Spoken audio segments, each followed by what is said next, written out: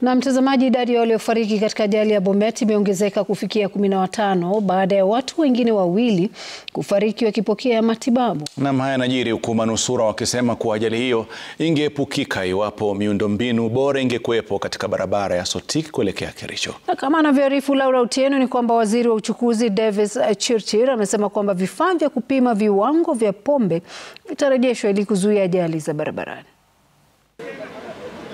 Huku manusura wakipokea matibabu katika hospitali za Kaplong na Tenwek, baadhi wameelezea taswira kabla ya ajali hiyo ambayo imesababisha vifo vya watu 15 kufikia sasa.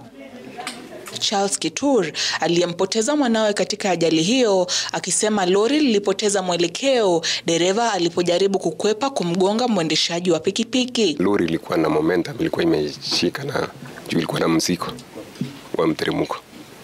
Sasa kijana akajaribu kukata hivi, alikata tu moja kupita kwa hiyo boda. Sasa vile alikuwa anajaribu kurudisha hiyo Nissan ilikuwa sasa imekaribia ikakongana. Na mimi naomba serikali naye pia aangalie hii barabara ya Sotik Litei. Barabara yenyewe ni nyembamba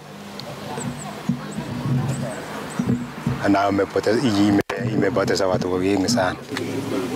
Akiandamana na viongozi kutoka kaunti za Kericho na Bomet, waziri wa uchukuzi Davis Chirchir amesema kuwa wizara yake kupitia mamlaka ya NTSA itahakikisha kuwa sheria zote za barabarani zinazingatiwa ili kuepuka maafa zaidi. We are bringing 1,000 algo blocks to our roads to make sure that kama nidhamu ni shida kwa sababu ya pombe, tuwasaidie wale wanataka kukunywa with denying them to drive for 1 year, fining them 100,000 or an imprisonment of up to 2 years or both.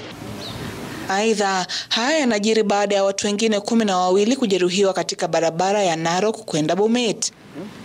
Kamanda wa kaunti ya Bomet alisema kuwa ajali hiyo Jumamosi ilihusisha magari 3 ila hakuna maafa yaliyoripotiwa. Laura Otieno, Runinga ya Citizen.